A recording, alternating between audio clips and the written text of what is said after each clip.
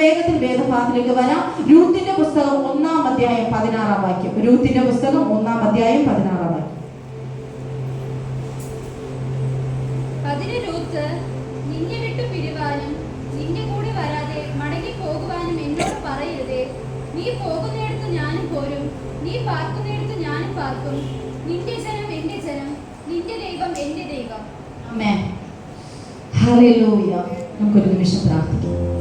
പരിശുദ്ധ പിതാവേ, നെങ്കോണ്ട ഡേ ആണ്, അങ്ങ് സംസാരിക്കണം. അനേക രൂത്തുമാർ ഇതിൻ്റെ അകത്ത് വന്നിട്ടുണ്ട്, അനേക ബോവസുമാർ ഇതിൻ്റെ അകത്ത് വന്നിട്ടുണ്ട്, അനേക യാക്കോബുമാർ ഇതിൻ്റെ അകത്ത് വന്നിട്ടുണ്ട്, അനേക അബ്രഹാംമാർ ഇതിൻ്റെ അകത്ത് വന്നിട്ടുണ്ട്. ദൈവം സെലക്ട് ചെയ്ത ദാവീദും ഇതിൻ്റെ അകത്തുണ്ട്. കർത്താവ്, അങ്ങ് സംസാരിക്കാൻ പോകുന്നതിനായി സ്തോത്രം, അങ്ങ് ഇടപെടാൻ പോകുന്നതിനായി സ്തോത്രം.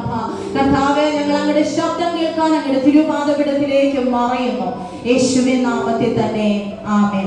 രൂത്ത് നവോമിയോട് പറയുന്ന ഒരു കാര്യമാണ്. ഒന്നാമത്തെ കാര്യം സഹോദരി വായിച്ചു, വിട്ടുപിരിയാൻ പറയരുത്. വിട്ടുപിരിയാൻ പറയരുത്. രണ്ടാമത്, നിന്റെ കൂടെ ഇരിക്കാൻ എന്നോട് പറയരുത്, ഞാൻ നിന്റെ കൂടെ ഇരിക്കത്തുള്ളൂ. മൂന്നാമത് പറഞ്ഞ കാര്യം, മടങ്ങി പോകാനും പറയരുത്, ഞാൻ ഇനി നിന്റെ കൂടെ, ചത്താലും ജീവിച്ചാലും ദൈവത്തിന്റെ കൂടെയാണ്. അങ്ങനെ ഇറങ്ങിയ ചില രൂത്തുമാർ ഇതിന്റെ അകത്തുണ്ട്. അങ്ങനെ ഉള്ളവരെന്ന് ഹല്ലേലൂയ പറഞ്ഞേ. ദൈവം എന്നെ കൊന്നാൽ, ഇയ്യോബ് പറഞ്ഞ പോലെ, ഞാൻ ഇവിടെ കിടന്ന് മരിച്ചാലും എനിക്ക് ഈ ദൈവത്തെ വിട്ട് പോകണ്ട. രൂത്തിന്റെ ചരിത്രം നമ്മള് പുറകിലോട്ട് ചിന്തിക്കേണ്ടത് വളരെ അത്യാവശ്യമാണ്. രൂത്ത് ഒരു മോവാബിയ സ്ത്രീയാണ്. മോവാബ് എന്ന് പറയുന്ന ദേശം അത്ര നല്ല ദേശമൊന്നുമല്ല, പാപം കൊണ്ട് നിറഞ്ഞ ദേശമാണ് മോവാബ് ദേശം. എന്ത് കൂടും ക്രൂരതയും ചെയ്യാൻ അവർ എന്ത് ചെയ്യത്തില്ല, മടിക്കത്തില്ല. ഓരോ പാപവും അവർക്ക് പാപമല്ല, അവർക്കത് കളിയാണ്, അവർക്കത് രസമാണ്, അവർക്കത് ഉല്ലാസമാണ്. അങ്ങനെ ചെയ്യുന്ന പ്രവൃത്തികൾ പാപമാണെന്ന് പോലും അറിയാത്ത ഒരു ജനസമൂഹത്തിന്റെ അകത്ത് ജനിച്ചു വളർന്നതാ രൂത്ത്. പക്ഷെ രൂത്തിന്റെ ജീവിതത്തിന്റെ അകത്ത് ഈ മോവാബ്യ കൾച്ചറുമായിട്ട് ഒരു ബന്ധവും ഇല്ലായിരുന്നു. എങ്ങനെ സംഭവിച്ചു? പ്രിയ ദൈവവേദനെ, എൽക്കാന എന്നൊരു പുരുഷൻ തന്റെ 2 മക്കളുമായി 2 മരുമക്കളുമായി അപ്പത്തിന്റെ ഭവനമായിരിക്കുന്ന ബെത്ലഹേമിൽ നിന്ന് മോവാബ് പ്രദേശത്തിലേക്ക് കടന്നു വരികയാണ്. മോവാബ് എന്ന വാക്കിന്റെ അർത്ഥം അപ്പനിൽ നിന്ന് എന്നാണ്, പിതാവിൽ നിന്നാണ്. എന്താണ് മോവാബിന് അങ്ങനെ ഒരു പേര് വരാൻ കാരണമെന്ന് നിങ്ങൾ അറിഞ്ഞിരിക്കണം. ഒരു നാളിൽ അബ്രഹാമും ലോത്ത് ഒരുമിച്ച് യാത്ര ചെയ്യുകയാണ്. ഒരു പരിധി കഴിഞ്ഞപ്പോൾ അബ്രഹാമിന്റെ ഇടയന്മാരും ലോത്തിന്റെ ഇടയന്മാരും തമ്മിൽ വഴക്കുണ്ടാവുകയാണ്. വാഗ്ദത്തം അബ്രഹാമിന്റെ മേൽ കിടക്കുമ്പോൾ ലോത്ത് പറയുകയാണ്, ഈ നീരോട്ടമുള്ള ദേശമല്ല ഞാൻ എടുക്കുകയാണ്, ഞാൻ പോവുകയാണ്, ഗുഡ് ബൈ, ഞാൻ പോവുകയാണ്. നിന്റെ വാഗ്ദത്തം എനിക്ക് വേണ്ട. എനിക്ക് മനസ്സിലായി, സർവശക്തനായ ദൈവം തെരഞ്ഞെടുത്തിരിക്കുന്നത് നിന്നെയാണ്, എന്നെയല്ല.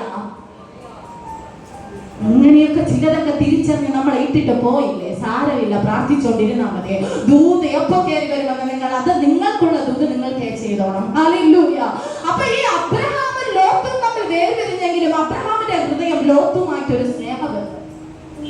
അബ്രഹാം പ്രാർത്ഥിക്കാൻ തുടങ്ങി, അപ്പാ, എന്റെ ഈ ബന്ധുവായിരിക്കുന്ന ഈ മനുഷ്യൻ എന്നിൽ നിന്ന് അകന്നു പോയെങ്കിലും അവൻ ഒരു ആപത്തും വരരുതേ. ചിലപ്പോ അങ്ങനെയല്ലേ, നമ്മുടെ ചങ്ക് നമ്മളെ ഇട്ടിട്ട് പോയാൽ അവനൊരു ആപത്തം വരല്ലേ, നമ്മുടെ ലവ്വർ നമ്മളെ ഇട്ടിട്ട് പോകുമ്പോ അവർക്കൊരു ആപത്തം വരരുതേ, അവനൊരു ആപത്തം വരരുത്, അവൻ സന്തോഷമായിട്ട് ജീവിക്കണം. എന്നെ ഇട്ടിട്ട് പോയാലും ദൂതുള്ളവര് പിടിച്ചോണേ, കേട്ടോ. ചില നല്ല ഹൃദയങ്ങൾ ഇതിന്റെ അകത്ത് ഇരിപ്പുണ്ട്. എന്നെ അവളെ ദൂഷിച്ചാലും കുഴപ്പമില്ല, അവൾ നന്നായിരുന്നാ മതി.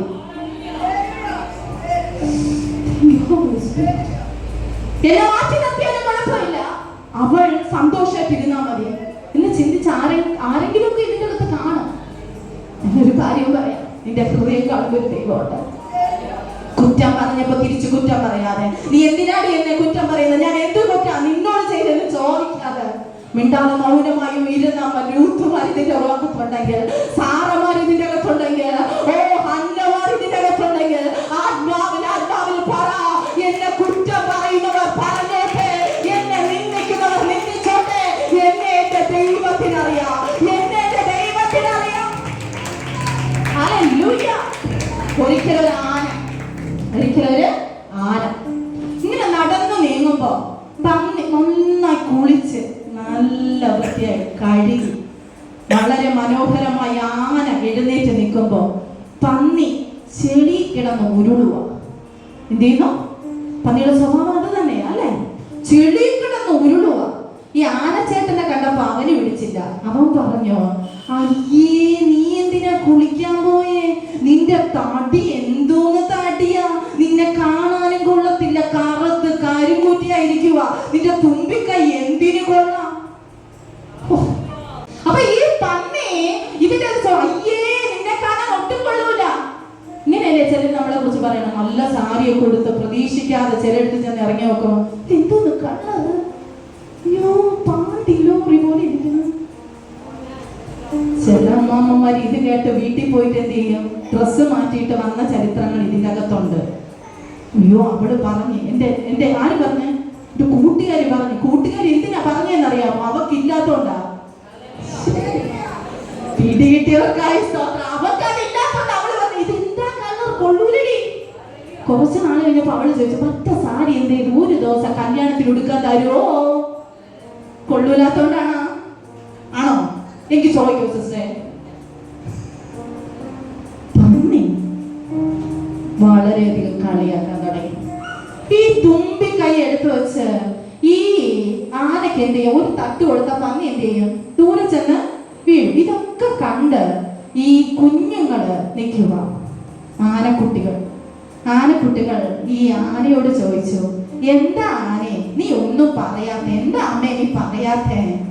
ഒന്ന് പറഞ്ഞൂടെയായിരുന്നോ? ഒരു കാല് കൊണ്ട് ഒരു ചവിട്ട് വെച്ചൂടെയായിരുന്നോ? അല്ലെങ്കിൽ തുമ്പിക്കൈ എടുത്ത് ഒന്ന് കറക്കി എറിഞ്ഞൂടായിരുന്നോ? അല്ലെങ്കിൽ എന്തെങ്കിലും ഒന്ന് തിരിച്ചു പറഞ്ഞൂടായിരുന്നോ? അപ്പൊ ആനക്കുട്ടികളോട് ഒരു കാര്യം പറഞ്ഞു. എന്തെന്നറിയാമോ? ആനക്കുട്ടികളോട് പറഞ്ഞു, മോനെ ഞാനിപ്പോ കുളിച്ചിട്ട് വന്നതാ മോനെ, നല്ല മണവാ, സോപ്പൊക്കെ തേച്ച്. ഞാൻ നിന്റെ ഭാവനയാണ്. ആന സോപ്പിട്ട് തേച്ച് കുളിക്കുമെന്ന് വീട്ടിൽ കഴിഞ്ഞ ഒന്ന് പിടിച്ച് നിർത്തി ചോദിക്കരുത്, അതൊരു ഭാവനയെ പറഞ്ഞതാണ്. ആന വളരെ മണമുള്ള സോപ്പിട്ട് കുളിച്ച് നല്ല വൃത്തിയായിട്ട് നിൽക്കുന്ന ആന ഈ പന്നിയെ ഒന്ന് ചവിട്ടിയാ മോനെ, ആ പന്നിയുടെ ദുർഗന്ധ ആനയുടെ മേല്. പന്നി എവിടെ കിടക്കുവാ? ചെളി കിടക്കുന്നവരോട് ഉത്തരം പറയാനല്ല നിന്നെ ദൈവം വിളിച്ചത്. പാപത്തിൽ കിടക്കുന്ന ചിലതിനോട് ഉത്തരം പറയാനല്ല ദൈവം നിന്നെ വിളിച്ചിരിക്കുന്നത്. നിന്റെ ഓട്ടം തീരുകയാണ്. നീ ഓട്. ചിലത് നിനക്കതിനെ കുറ്റം പറയും, ചിലത് നിനക്കതിനെ കല്ലെറിയും, ചിലത് നിന്നെ ചോപ്പ് ചെയ്യാൻ ശ്രമിക്കും. ഈ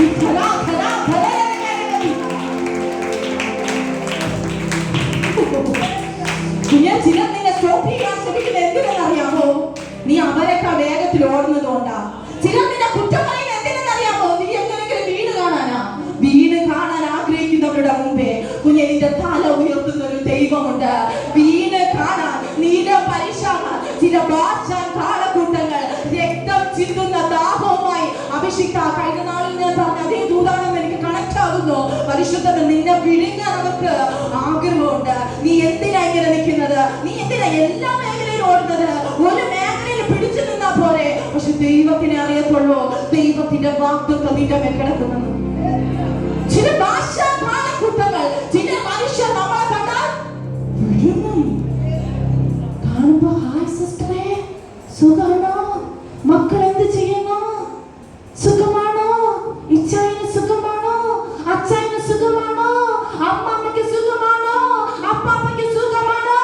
ആർക്ക് സുഖമുണ്ടോ ഇല്ലെന്ന് അറിഞ്ഞിട്ട് അവൾ എന്ത് ചെയ്യാനാ? ഒന്നും ചെയ്യാനില്ല, ചുമ്മാ കേനിയ.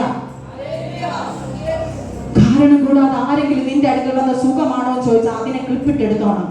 സുഖം അന്വേഷിക്കാൻ വന്നതല്ല, അസുഖം ആക്കാൻ വന്നതാ. കയ്യടിച്ച്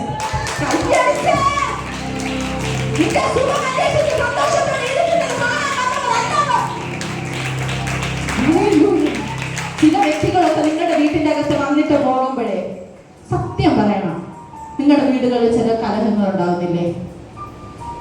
ഉണ്ടല്ലേ? കാരണം എന്തെന്നറിയാമോ? അവിടെ അകത്ത് വ്യാപരിക്കുന്ന ഒരു സ്പിരിറ്റ് ഉണ്ട്. ഈ സ്പിരിറ്റിനെ നമ്മൾ എന്ത് ചെയ്യണം? ആ വ്യക്തി പാവമാകട്ടോ, പക്ഷെ ആ സ്പിരിറ്റിനെ നമ്മൾ എന്ത് ചെയ്യണം? ബ്രദർ സിസ്റ്ററെ മനസ്സിലാക്കി പ്രാർത്ഥിക്കണം. ആ വ്യക്തി എന്റെ അമ്മാമ്മ വരാൻ പോവുക, അല്ലെങ്കിൽ എന്റെ കുഞ്ഞമ്മ വരാൻ പോവുക, എന്റെ വല്യമ്മേര ആന്റിയൊക്കെ വരും ഇപ്പൊ കേട്ടോ. കുറച്ച് നാളും കൂടെ കഴിയുമ്പോൾ ആദ്യത്തെ വെളിപ്പെടാൻ സമയം എല്ലാവരും ഓടിക്കൂടുന്ന ഒരു സീസൺ ഉണ്ട്. അവർ പാവോ, പക്ഷെ അതിൻ്റെ അകത്തിരിക്കുന്ന ഒരു സ്പിരിറ്റ് ഉണ്ട്. അതിനെ വെട്ടിയില്ലെങ്കിൽ ആ വെട്ട് നിന്റെ ജീവിതത്തെ ബാധിക്കും. എന്തെങ്കിലും അന്തം വിട്ടിരിക്കുന്നത് പേടിക്കേണ്ട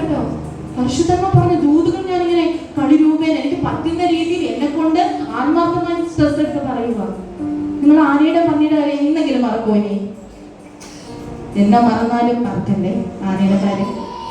അല്ലെങ്കിൽ മറക്കോ? കൊച്ചു കുഞ്ഞുങ്ങളെ പോലും ഓർക്കണം കേട്ടോ മക്കളെ. ആനയുടെ പന്നിയുടെ കഥ ഓർമ്മയുണ്ടോ? അപ്പോ നമ്മുടെ ജീവിതത്തിന്റെ അകത്ത് പ്രതികൂലമായി നിൽക്കുന്ന വ്യക്തികൾ പാപമാണ്. അവരുടെ അകത്തിരിക്കുന്ന സ്പിരിറ്റ് ആണ് വിഷയം. ആ സ്പിരിറ്റിനാണ് നമ്മൾ ഇഷ്ടമില്ലാത്തത് സച്ചിനെ. ആ സ്പിരിറ്റിന് നമ്മളെ കാണുമ്പോ എന്തോ പറയാനാ, ഈ ദേഷ്യം ഇങ്ങനെ കേറി വരും. കേട്ട് അങ്ങനെ വന്നിട്ടുണ്ടോ ആർക്കെങ്കിലും? അവർക്ക് അങ്ങനെ തോന്നുന്നു നിന്നെ കാണുമ്പോ. കാരണം നിന്റെ മേൽ വാഗ്ദത്തോളുണ്ടാ. ചുമ്മാ ചിലത് വാചകടിച്ച് നിന്റെ ജീവിതത്തിൽ നന്മ തടസ്സം ചെയ്യരുത്. ചിലരെന്നെ ഫോൺ വിളിച്ചിട്ട് പറയും എന്റെ അമ്മായിയമ്മ ഇങ്ങനെ കാര്യം പറയും. പിന്നെ അമ്മായിയമ്മയുടെ അടുത്ത് പോകുമ്പോൾ മരുമോൾ അങ്ങനെയാ. എല്ലാം കേട്ടിട്ട് ഞാൻ പറയും ദൈവമേ ആരുടെ ഭാഗമാ ശരി.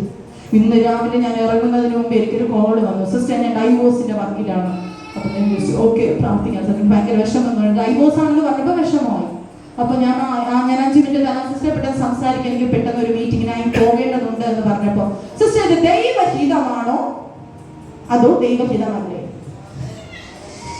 ഡൈവോഴ്സിന്റെ പേപ്പർ കൊടുത്തിട്ട് എന്നോട് ചോദിക്കുക ദൈവഹിതമാണോ? എനിക്കപ്പോ നല്ല ദേഷ്യം വന്നു. ആദ്യത്തെ സെന്റൻസ് ആയിട്ടപ്പോ സങ്കടം തോന്നി. ചിലർ അങ്ങനെയാ, ആദ്യം വാലിട്ട് അനക്കും, അത് കഴിഞ്ഞിട്ട് കത്തി. ഞാനുണ്ട് ഇവിടെ. വിഷം കുത്തുന്നത് പോലെ സംസാരിച്ച് നിന്റെ ഹൃദയത്തെ ഊട്ടച്ച് ചില മാനുഷികമായ ബന്ധങ്ങൾ കഷ്ടത വരുമ്പോഴാണ് ഇവര് തല പൊക്കുന്നത്. പാപം എപ്പോഴാ പൊക്കുന്നേ തല പൊക്കുന്നേന്ന് അറിയാമോ? അതിന് അവസരം കിട്ടുമ്പോഴേ പൊക്കണം. അപ്പോഴും വരെ ചക്കരവാക്ക് പറഞ്ഞോണ്ടിരിക്കും മോളെ നീ സൂപ്പറാ, നിന്റെ മെസ്സേജ് എന്ന് വെച്ചാൽ സൂപ്പറാ, നീ പാട്ട് പാടുന്ന കേട്ടാ ഓ യേശുദാസിനേക്കാൾ സൂപ്പറാ. ഈ പറയുന്ന ചേച്ചിയെ സൂക്ഷിച്ചോ, സൂപ്പർ താഴത്തെ നിലവാരത്തിലേക്ക് ആക്കാൻ വലിച്ച് എറിയാനുള്ള അവന്റെ തന്ത്രമാണ്. നമ്മളെപ്പോഴോ നമ്മളെ പുകഴ്ത്തുന്നവരെ നമ്മളെ പുകഴ്ത്തുന്നവരെ ഒരുപാട് സ്നേഹം വരുമല്ലേ, തോന്നത്തില്ലേ? പാപ്പച്ച ബ്രദർ സൂപ്പറാ എന്ന് പറയുമ്പോ പാപ്പച്ച ബ്രദറിന്റെ അകത്ത് എന്ത് വരും? ഇത് ഉണ്ടാക്കാനാണ് അവരുടെ ശ്രമം. കുറച്ച് കഴിഞ്ഞിട്ട് ഇവരിലൂടെ തന്നെ പാപ്പച്ച ബ്രദറിനെ കുറിച്ചുള്ള കാര്യങ്ങൾ വെളിപ്പെടുമ്പോ പാപ്പച്ച ബ്രദറിന് മനസ്സിലാവും ഇത് യഥാർത്ഥ സ്നേഹം അല്ലല്ലോ, ഞാൻ കുടുങ്ങിയല്ലോ. പപ്പയെ പേര് പറഞ്ഞതേ ഉള്ളൂ കേട്ടോ, എനിക്ക് സ്വാതന്ത്ര്യം ഉള്ളൂ, നിങ്ങളോട് അതുകൊണ്ട് മനസ്സിലാവുന്നുണ്ടോ? ചില മാനുഷ്യ കെണിയിൽ കുടുങ്ങിപ്പോകരുത്. നിങ്ങൾ ആരൊക്കെ കുടുങ്ങിപ്പോയി കിടക്കുക? എന്തോ നിന്റെയൊക്കെ പേര് നിന്റെ ജീവിതത്തെ തകർത്തുകളെ നിന്നെ ആര് അനുവാദം കൊടുത്തത്? യൗവനക്കാരോട് കർത്താവ് ചോദിക്കുന്നു. ദൈവഹിതമല്ലാത്ത ബന്ധങ്ങളെ വിട്ട് നീ കടന്നു വാ, രൂത്തിനെ പോലെ. രൂത്ത് എന്താ പറഞ്ഞത്? വിട്ടുപിരിയാൻ പറയരുത്, നിന്റെ കൂടെ വരാതിരിക്കാൻ എന്നോട് പറയരുത്, എന്നോട് മടങ്ങി പോകാനും പറയരുത് നവോമി. കാരണം എന്താ? എൽക്കാന തന്റെ ജീവിതത്തിന്റെ അകത്ത് എലീമേലേക്ക് തന്റെ സന്തോഷത്തോടെ ആ അപ്പത്തിന്റെ ഭവനമായിരിക്കുന്ന ബെത്ലഹേമിൽ പാർത്തതാ. ഏതോ ഒരു പീരീഡിന്റെ അകത്ത് അവിടെ ഒരു ക്ഷാമം വരാനിടയായി കേട്ടോ. ഈ ക്ഷാമം വന്നപ്പോ പിടിച്ചു നിൽക്കാൻ കഴിയാതെ അവരെന്ത് ചെയ്തു? മോവാബ് ദേശത്തിലേക്ക് പോയി. മോവാബ് ദേശത്ത് ഇവന്നോ സംസാരിച്ചത് ക്രൂരന്മാരുടെ ദേശമാണ്, വളരെയധികം പാപികൾ നിറഞ്ഞ ദേശമാണ്. ഹല്ലേലൂയ എന്ന് വായിച്ച മോളെ ഉൽപ്പത്തി പുസ്തകം 13:10.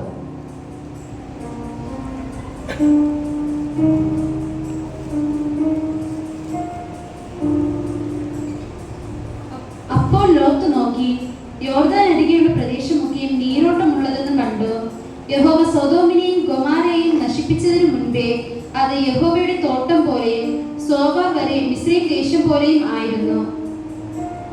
ഈ സോദോം ഗൊമോറ കണ്ടപ്പോ ലോത്തിനങ്ങ് ഇഷ്ടപ്പെട്ടു. ചിലർക്ക് അങ്ങനെയാ, നമ്മുടെ കണ്ണിന് കാണുന്നതല്ല, അതിൻ്റെ അകത്ത് വിഷപ്പാമ്പുകൾ ഉണ്ടെന്നും അതിൻ്റെ അകത്ത് നിന്നെ കൊല്ലാൻ നിന്റെ പ്രാണനെ എടുക്കാനുള്ള പൈശാചിക ശക്തി ഉണ്ടെന്ന് തിരിച്ചറിഞ്ഞിട്ട് വേണം ചില നിലങ്ങളൊക്കെ മേടിക്കാൻ.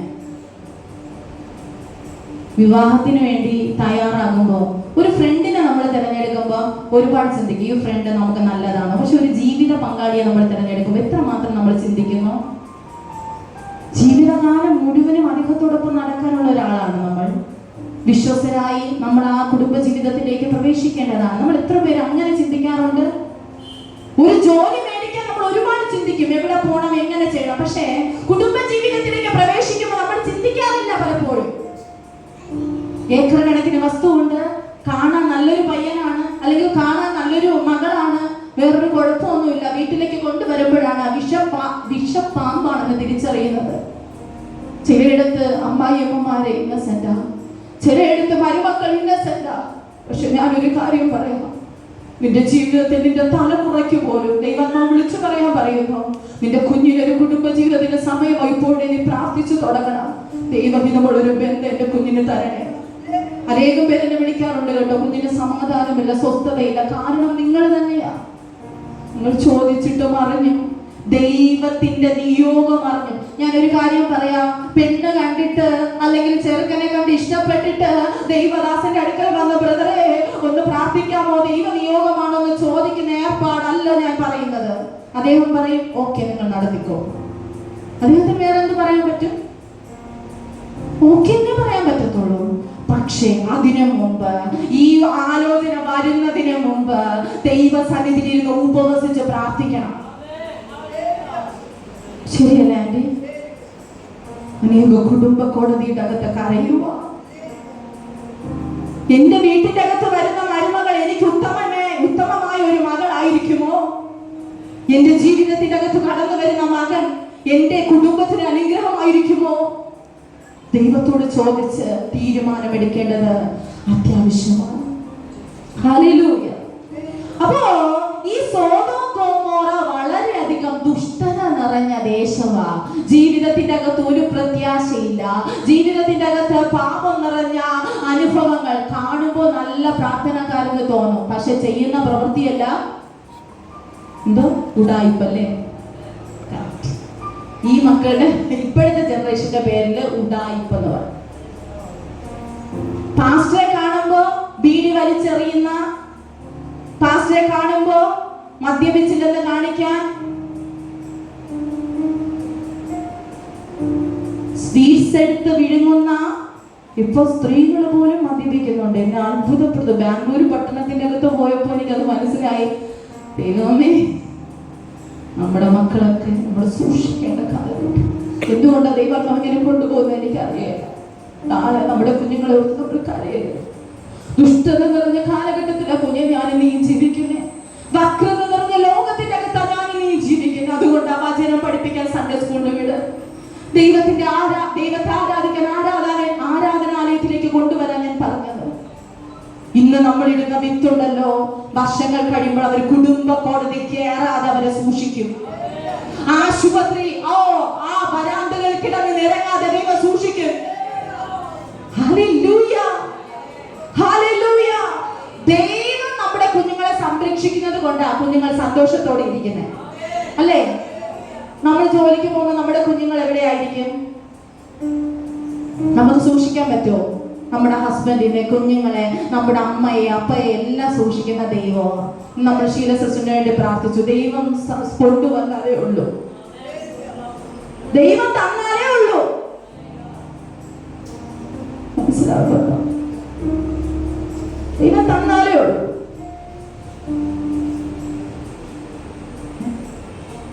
ഇപ്പോൾ തന്നെ 28 ലക്ഷം കഴിഞ്ഞു നിൽക്കുന്നു എന്നാണ് കിട്ടിയാറ്.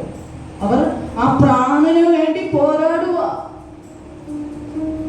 എന്റെ ചേച്ചി മടങ്ങി വരാം, എന്റെ ഭാര്യ മടങ്ങി വരാം, ആ മക്കള് നിലവിളിക്കും, എന്റെ അമ്മ മടങ്ങി വരാം.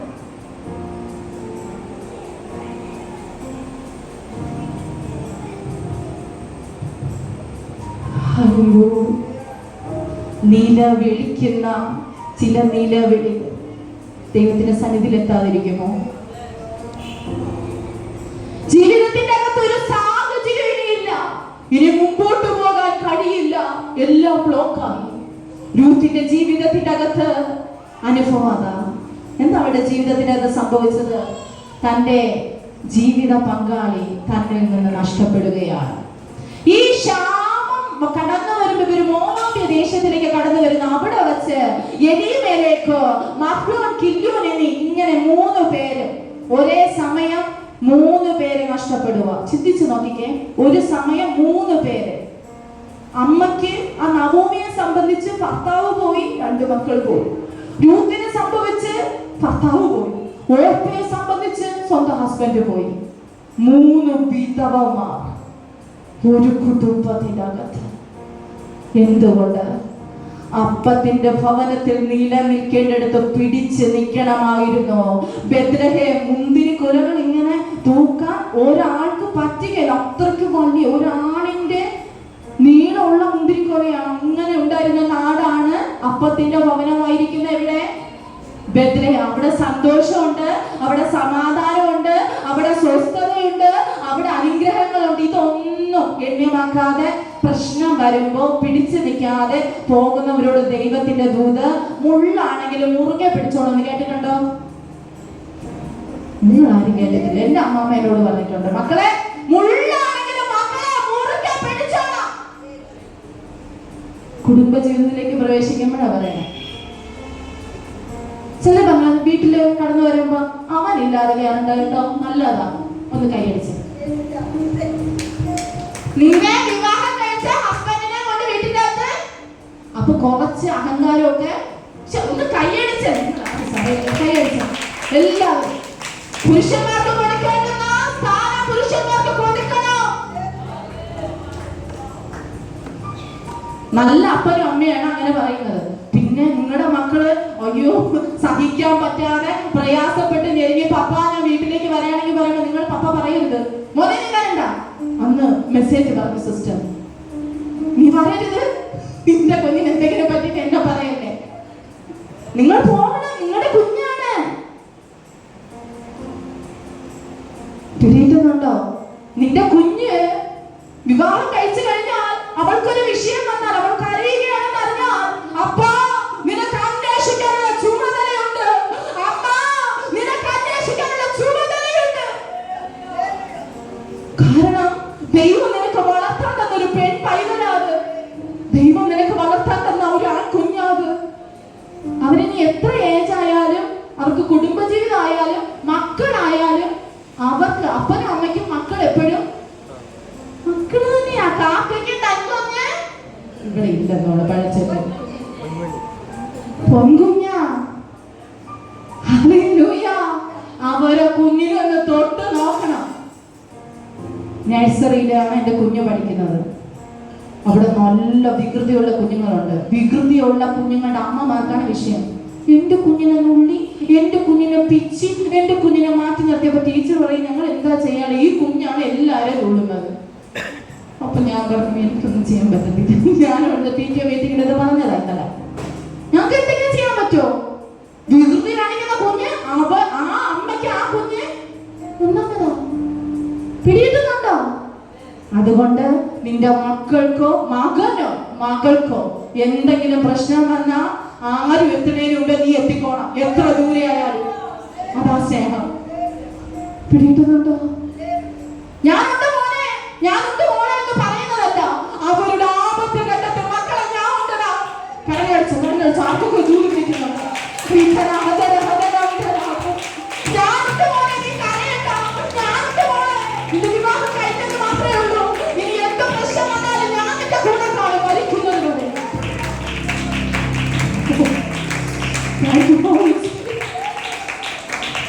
ഇതൊന്നും എന്റെ ദൂതേ അല്ല.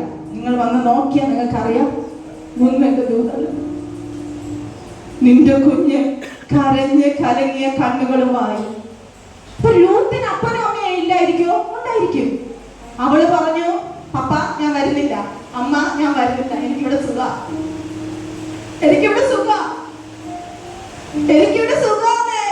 അവള് നോക്കുമ്പോ ഹസ്ബൻഡ് ഇല്ല, സാഹചര്യങ്ങളൊക്കെ പ്രതികൂലമാ. കുഞ്ഞു പറയുവാ എനിക്കിവിടെ സുഖമാണ്. അങ്ങനെയൊക്കെ കടിച്ചു പിടിച്ചല്ലേ കുടുംബജീവിതത്തിൽ നിങ്ങൾ പോകുന്നേ? ആരെങ്കിലും അറിയിക്കാറുണ്ടോ? യോദ്ധുമാരെ, നിന്നോടുള്ള ദൂത കഴിഞ്ഞ കാലഘട്ടത്തിൽ നീ സഹിച്ചത്, കഴിഞ്ഞ കാലഘട്ടത്തിൽ നീ ഉണ്ടയപ്പെട്ടത്, കോതപ്പ് മെതിക്കുന്നത് പോലെ നിന്നെ മെതിച്ചത് പുതിയൊരു കിളിർപ്പിന് വേണ്ടിയാ. പുതിയൊരു കിളിർപ്പിന്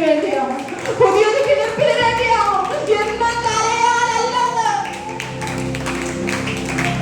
നല്ല ക്രൂരരായ അമ്മായിയമ്മമാരാണ് നല്ല സ്മാർട്ടായ മരുമക്കളെ പുറത്തെടുക്കുന്നത്. നിങ്ങൾക്കറിയാമോ? ക്രൂരരായ അമ്മായിയപ്പന്മാരാണ് വളരെ മനോഹരമായ മരുമക്കളെ പുറത്തെടുക്കുന്നത്.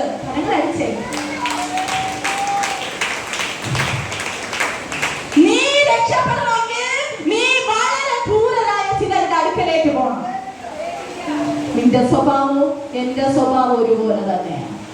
ഞാൻ രക്ഷപ്പെടണമെങ്കിൽ എന്നെ കണക്കാൻ പറ്റുന്ന, ലോക്ക് ചെയ്യാൻ പറ്റുന്ന ഒരു കുടുംബത്തിൽ ഞാൻ ചെന്നിരിക്കണം. അനങ്ങാൻ പറ്റരുത്, ശാലിക്കാൻ പറ്റരുത്, ചിരിക്കാൻ പറ്റരുത്. കാലഘട്ടത്തിനകത്താണ് നിനക്ക് തോന്നണം, അപ്പൊ നീ ബോസുമായി കണക്റ്റാവും.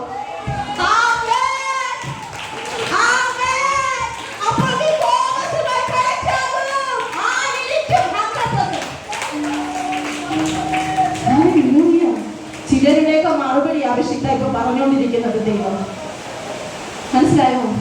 പ്രാർത്ഥിച്ചു വരുമോ സിസ്റ്റർ? എന്റെ വിഷയം ഞാൻ പറഞ്ഞ സിസ്റ്റർ അറിയില്ലേ? എനിക്കറിയേണ്ട കേട്ടോ. നിങ്ങൾക്ക് മനസ്സാന്തരം ഉണ്ടായാൽ മതി, ഒരു രൂപാന്തരം ഉണ്ടായാൽ മതി. ആരുടെ കുടുംബ വിഷയങ്ങൾ എനിക്കറിയണ്ട. പ്രാണപ്രിയം പറയാനുള്ളത് മാത്രം പറഞ്ഞേച്ച് ഞാൻ പോകും. എന്റെ കർത്തവ്യം കഴിഞ്ഞു.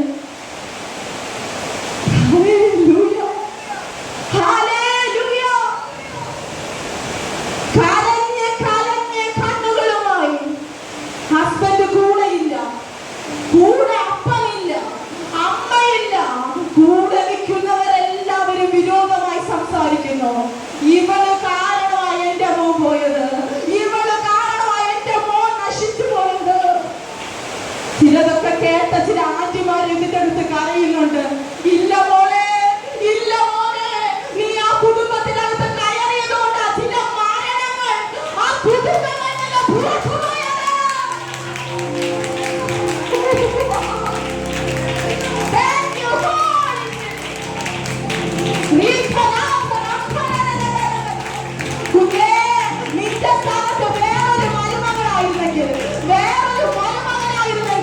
നിന്റെ കുഞ്ഞിന്റെ ജീവിതം ഇങ്ങനെ പോകത്തില്ലായിരുന്നു. ജീവിതത്തിൽ ഇനി ഒരു പ്രതീക്ഷ അവർക്കില്ല. ഭർത്താവില്ല, അപ്പൻ അന്വേഷിക്കാൻ വരില്ല, അമ്മ വരത്തില്ല, എല്ലാം തീർന്നു. ഇനി ഒരു ഭാവിയുണ്ടോ? എല്ലാരും പറഞ്ഞു, രൂത്തേ നിന്റെ ജീവിതം തീർന്നു. രൂത്തേ നീ നന്നായി ജീവിച്ചവളാ, നന്നായി ഓടിയവളാ. ഏതൊക്കെയോ ഘട്ടത്തിൽ നിന്നെ ആരൊക്കെയോ ചേർന്ന് കുഞ്ഞെ നിന്നോട് പരിശുദ്ധ പറയും. ലോക്കുകളെ പൊട്ടിച്ച് ചില എൻകൗണ്ടറുകൾ ഇന്നത്തെ മീറ്റിംഗ് കഴിയുമ്പോൾ നിന്റെ മേൽ വെളിപ്പെടുമെന്ന് പറഞ്ഞ ചില നിന്നെ പൂട്ടിക്ക